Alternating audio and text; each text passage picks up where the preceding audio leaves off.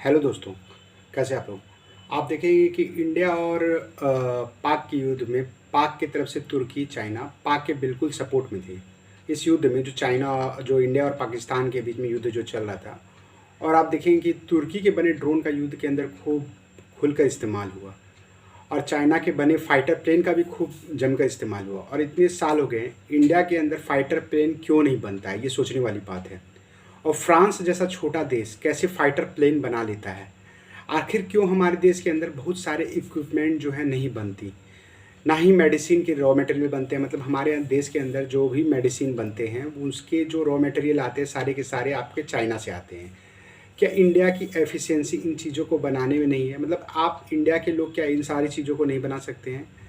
पता चला है कि सारा चाइना का सामान यूज़ करके पाक आर्मी इतना कैपेबल बन गई है। मतलब पाक आर्मी जो चाइना के ही सारे फाइटर प्लेन और सारे इक्विपमेंट का यूज़ कर रही है, और तब जाके भारत से युद्ध लड़ पा रही है।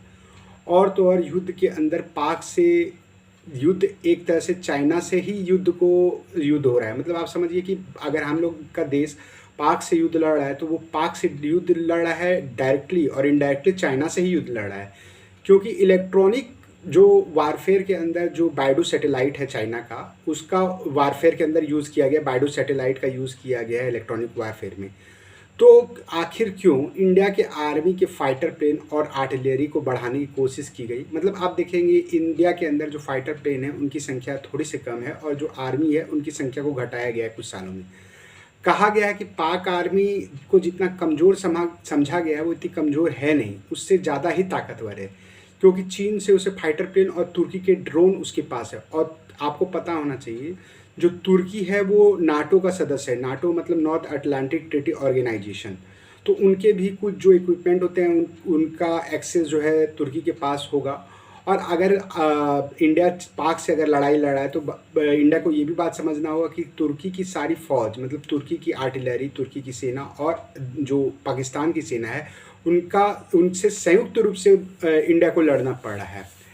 इसके लिए बहुत सारे लोगों ने कहा, अगर युद्ध से सीधे तौर पर कुछ हासिल नहीं हो तो युद्ध की शुरुआत क्यों की जानी चाहिए। ये बात तो बहुत काबिल गौर करने वाली है कि अगर आपको किसी युद्ध से कुछ हासिल नहीं हो रहा है तो आप उस युद्ध को क्यों लड़ेंगे।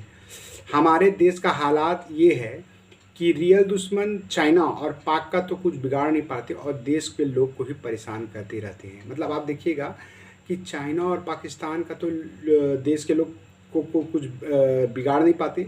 मतलब यहाँ के अथॉरिटी और सारे के सारे लोग जो है यहाँ के लोगों को ही परेशान करते रहते हैं, कभी किसी चीज़ से कभी किसी चीज़ से, और देश के लोगों को ही दुश्मन बनाए हुए हैं। मतलब कि आपको देखना चाहिए कि जो रियल दुश्मन है उसको टारगेट करना चाहिए, कि जो देश का ही इंसान है।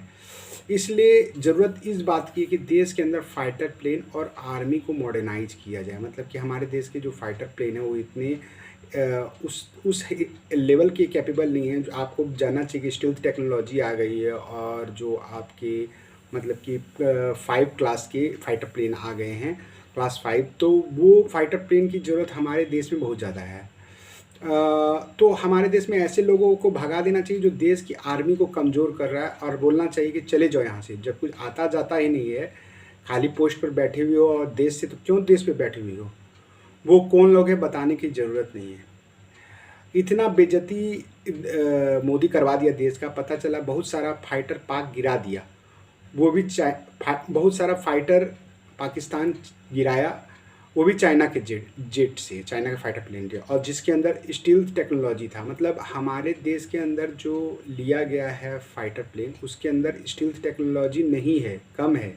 और जो पाकिस्तान जो चाइना से ख़रीदा है फाइटर प्लेन, उसके अंदर स्टील्थ टेक्नोलॉजी वो टेक्नोलॉजी होती है जिसे रडार डिटेक्ट नहीं कर सकता है। तो बहुत ज़रूरत है कि हमारे देश में भी स्टील्थ टेक्नोलॉजी हो, स्टील्थ टेक्नोलॉजी के फाइटर प्लेन हो। क्योंकि ये आप समझिए कि पायलट की एफिशिएंसी तो मायने रखती ही है, साथ ही साथ ये भी मायने रखता है कि वो जो फाइटर प्लेन उसको मिला हुआ है दुश्मन देश को टारगेट करने के लिए, वो फाइटर प्लेन उससे ज़्यादा कैपेबल हो या उसके बराबर का कैपेबिलिटी हासिल किया गया हो। टेक्नोलॉजी बहुत ज़्यादा मायने रखता है आज के टाइम में किसी भी युद्ध में। तो स्टील्थ टेक्नोलॉजी वो होती है जिससे वो रडार के अंदर पता ही नहीं चलता है कि वो फाइटर प्लेन वहाँ उड़ रहा है।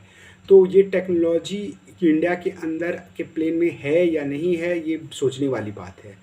जबकि जो फाइटर प्लेन जो पाकिस्तान चला रहा था, वो J-10 फाइटर प्लेन चला रहा था, जिसके अंदर स्टील्थ टेक्नोलॉजी थी। जो स्टील्थ टेक्नोलॉजी जो है वो आपके स्टील्थ टेक्नोलॉजी बोरो की हुई थी चाइना से।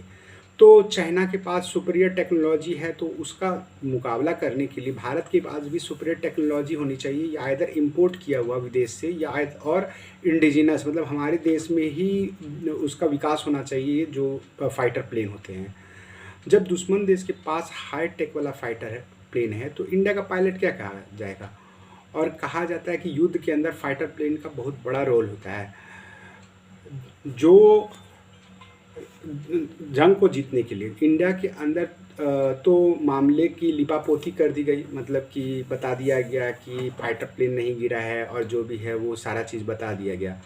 पर इंटरनेशनल मीडिया सारी बातें जानता था, मतलब इंटरनेशनल मीडिया को सारी बातें पता है कि क्या हुआ क्या नहीं हुआ, और किसका प्लेन गिरा किसका प्लेन नहीं गिरा। इससे तो बचा नहीं जा सकता है कि मतलब इंटरनेशनल मीडिया में जो भी बातें हो रही है, तो वो इंटरनेशनल बातें तो सारे बातों को पता है। और भारत का जो ये लोग हैं जो देश चलाता है, वो लोग अंधा बना हुआ है, वो लोग को पता ही नहीं कि करना क्या है। मतलब पूरा जो देश में आपका जो भी अटेम्प्ट लेना है, जो भी कार्रवाई, जो भी आपका फाइटर प्लेन बढ़ाना है या टेक्नोलॉजी बढ़ाना है, ये लोग आंख मूंद के बैठा हुआ अंधा के जैसा, कि मतलब कि देश में कभी युद्ध होगा ही नहीं, कभी युद्ध करना ही नहीं है, तो देश का आर्मी का पर्सनल कम कर दो, देश का आर्मी का जवान कम कर दो, फाइटर प्लेन कर दो।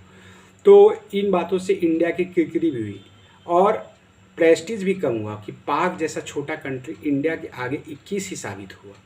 और ये बात भी समझ में आ गया, पाक से वार असल में चाइना से ही वार था। मतलब पाक से वार नहीं चल रहा है, चाइना से भी वार चल रहा है और तुर्की से भी वार चल रहा है। ये सोचने वाली बात होगी। और चाइना की तैयारी युद्ध की चलती ही रहती है। मतलब चाइना के अंदर फंड जो दिया जाता है आर्मी का, वो काफ़ी ज़्यादा फंड दिया जाता है आर्मी के लिए। हमारे देश में उतना फंड नहीं दिया जाता है, और अमेरिका में तो सबसे ज़्यादा दिया जाता है। तो सोचने वाली बात होगी, जब ये फंड दिया जाता है तो वो फंड किस लिए, किस चीज़ में जो है यूज़ किया जा रहा है। हमारे देश के कहा जाता है कि सारा युद्ध आजकल डिपेंड करता है जो देश की आर्मी है और देश की जो आपकी जेट है, एरोप्लेन है, फाइटर प्लेन है, उस पर डिपेंड करता है। और चाइना की युद्ध की तैयारी तो चलती ही रहती है। हमारे देश जैसा नहीं कि बैठे हुए और सोच रहे कि युद्ध किसी देश से कभी होगा ही नहीं, और आर्मी के जवानों की संख्या घटाते जा रहा है पैसा के कारण।